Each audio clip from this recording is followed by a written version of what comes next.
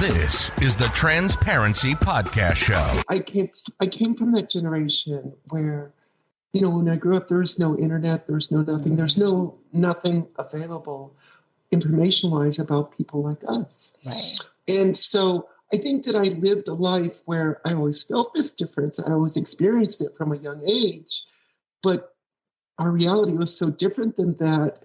And I ended up living a life trying to mold myself into what I thought I should be. Exactly. Based on other people's expectations, family background, my upbringing, all that kind of stuff. And so I did not come to terms or did not, shall we say, leave the closet until I was in my early 50s. Wow.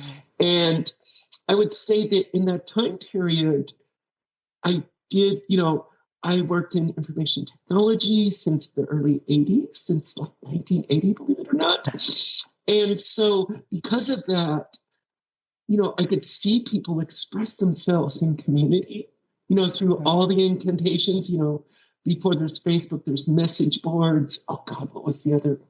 Anyway, I don't want to go through that history, but the long story short is I used to live vicariously through others. Yes. I used to look at other trans people on, on the internet, on social, and I used to do it from the most intense relief from my own dysphoria, but yet at the same time being closeted for all those years, being closeted for so long, that took an enormous toll on me. I think on the other hand, to finally get that courage to take those first steps out of the closet, which is in this club scene that we mutually experienced, was like, oh my gosh, that was the most unbelievable experience ever. Because it's like, there's like this need. It's kind of like the need to me was almost like, a pitcher of water in a parched desert. All of a sudden it's like, oh my gosh. And for me to realize I think I was married for over 20 years, 24 years. And when I first came out to these, these trans clubs and trans events, it was like the emotions were overwhelming, and first to present as myself and even to learn, like even where I lived in, I lived in a community in Los Angeles, Torrance, which by its nature was kind of a little bit more conservative bedroom community. Right. So all of a sudden to find out like, oh my God, there's people next door to me, like me. I just couldn't even, it was. So I think it was just almost, in terms of my senses, to go to a club and freely express myself, and yes, with a lot of drinks. Oh my, always helps.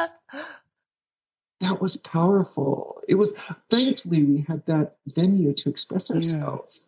Yes, I started with that club too, and I actually found the club by accident. Someone took me there, and then once I kind of like your situation. Once I walk in, I just feel I belong here. Somehow I don't know why. People like me. Yeah, so that's why.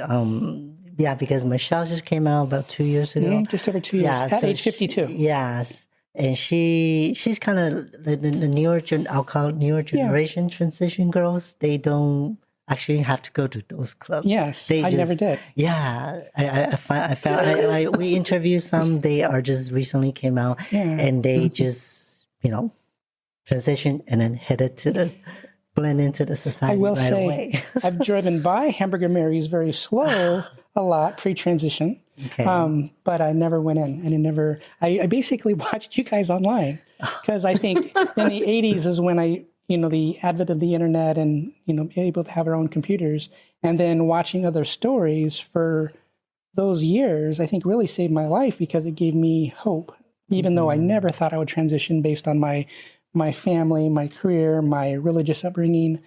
But I was able to see that as actually possible, which helped me sustain and not end up unaliving myself. Yeah.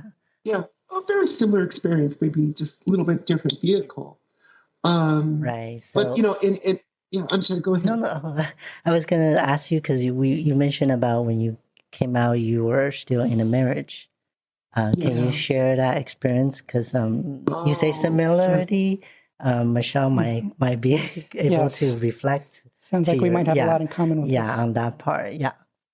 Yeah, it's okay. So, like I said, I was married for 24 years before I really got the courage to leave the closet. Mhm. And, I think, how did I do it? My wife at the time, who is now my ex, at the time, she was out of town for 3 or 4 weeks. And that's like, oh boy, Yes. I'm gonna Me time. try this out. Yes. I'm taking this for a test ride, and then all my friends and many of them, Shelby knows. But there was one lady who really encouraged me to leave the closet, who I'm forever indebted to her. It was the Emmy, who you know Emmy, Wow. and I think she said something to me when I was just closeted online, exploring myself, and it never left me.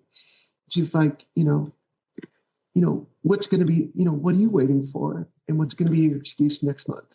Right. And it's like, oh my God. Yes. So my wife was out of town at the time, and I took the opportunity to, engage a makeup artist, help with clothing, present, do the whole event, come back home. And, I think the way, once you do an act like that, you present in public for the first time with the gender to which you identify or that you're figuring out, that is truly an irrevocable act. I didn't understand it at the time. Right. In terms of my relationship with my marriage is, when my wife at the time returned back from, being out of town, I got up that courage to express to her me at the time. And at the time I was just saying, oh, I'm just more of a cross-dresser. I need to do this on the weekends. Yeah. And I would say it's kind of for us, I desperately wanted to stay together with her. Mm-hmm. I mean, I really, really, really wanted to make it work, because I was very invested in the marriage. Right. And, well, so a lot of years. And so was she, in all honesty. But at a certain point, it's kind of like I left the closet in a way. And my wife at the time, she kind of went into the closet about me. And so she started suffering a lot. And she started having psychosomatic issues and stress issues because of me. And so it was so intense. At some point, Shelby, or to both of you, at some point, I think my own well-being started declining rapidly. And it really, well, I can talk about this. It's a hard topic.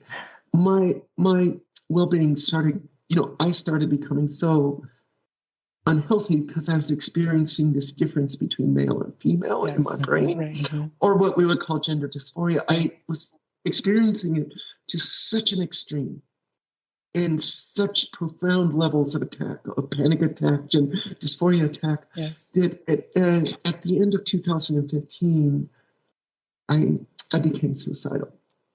I became, I had a moment where I literally wanted to act on it. I made a plan. I started to execute and to do it, which is inconceivable. But thankfully, we can call it whatever you want to call it, divine intervention. That I didn't really want to do it. It's a cry for help. You could use all these things. And thankfully, I had the right people in my life. And thankfully, I was working with a therapist at the time. I took a pause. I didn't follow through with it. But the severity of the attacks made me realize that I just couldn't continue living my life as male anymore. And I had to go forward with my transition. I had to really find that courage.